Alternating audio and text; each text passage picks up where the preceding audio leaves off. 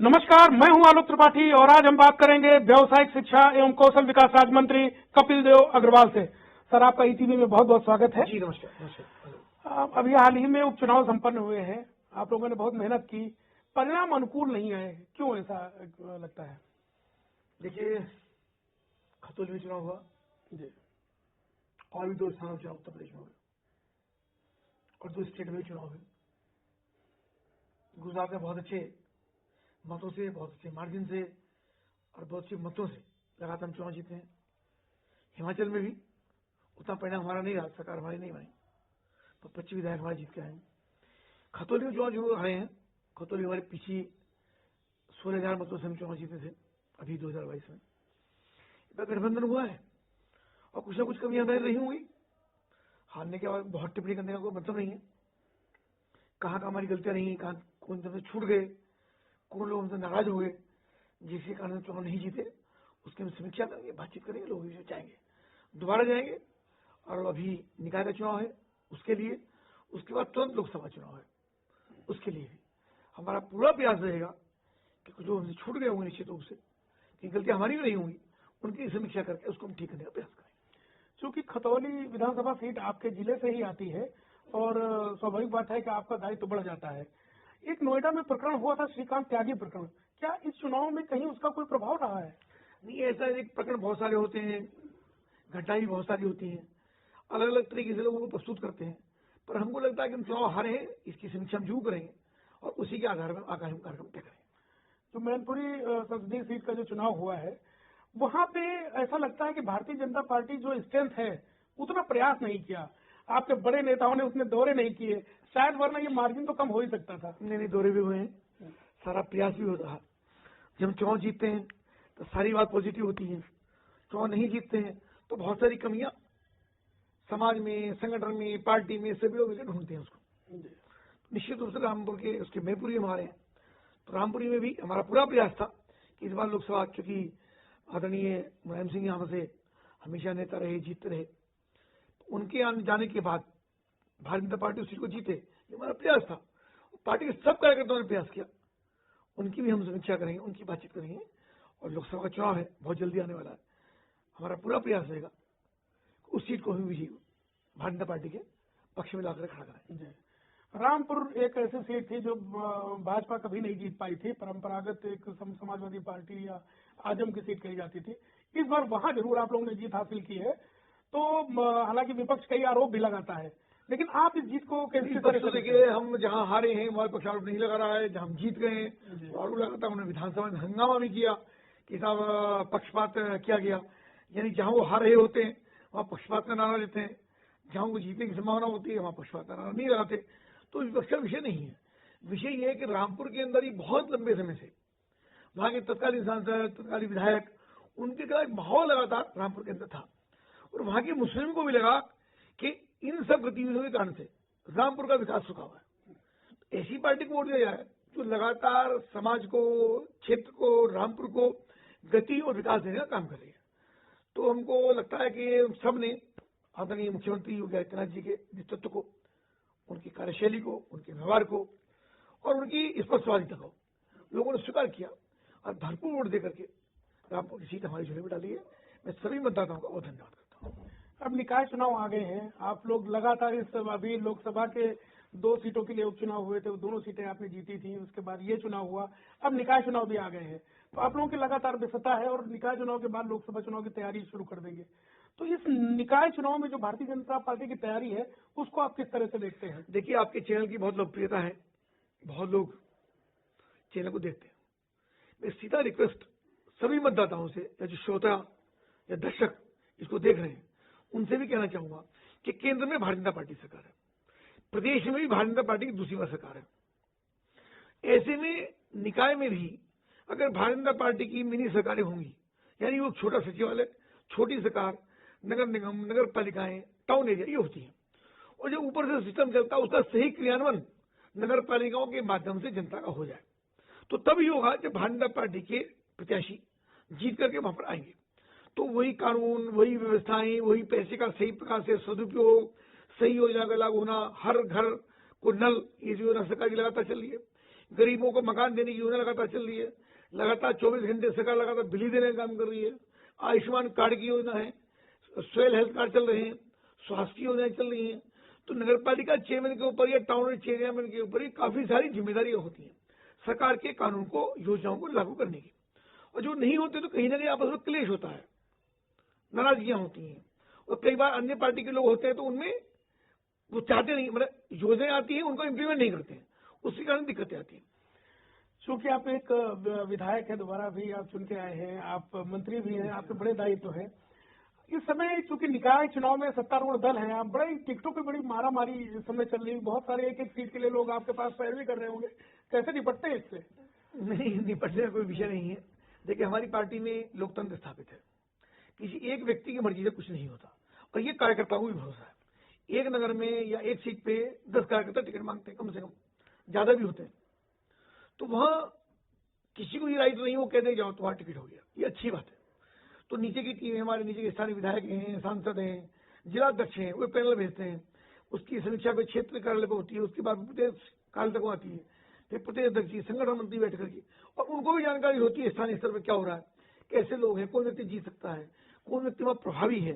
तो ऐसा मिला के जो चयन समिति है उसके सामने सबका एक विषय जाएगा, और वहीं से निर्णय होकर के उसकी घोषणा होगी। और आपके पास दो बड़े विभाग हैं, व्यवसायिक शिक्षा और कौशल विकास।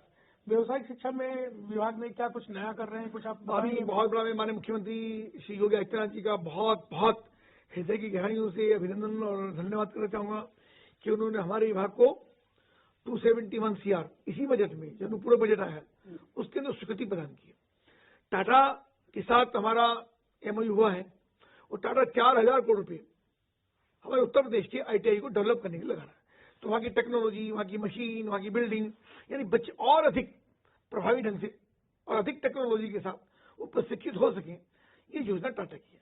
तो उसमें कुछ पार्ट 13% उत्तर प्रदेश सरकार दे रही है, बाकी 87 टाटा ने दिया है। उसी के नाते 271 करोड़ रुपया हमारे मुख्यमंत्री ने दिया है। अब देखिए, आगामी 2 वर्ष के अंदर ये टाटा का जो प्रयास है उसके माध्यम से बहुत बड़ा काम आपको नजर आएगा। उसके अतिरिक्त भी पूर्व में हमारे विभागों के अंदर लगातार नए नए कोर्स हमने शुरू किए हैं। हमने प्रत्येक जनपद में ODOP शुरू किया, जो हमारे मुख्यमंत्री जी का तरीके से टीम प्रोजेक्ट है ODOP, एक जनपद एक उत्पाद। उसको हम पूरे प्रदेश के अंदर सभी ITIs के अंदर हमने लागू कर दिया है।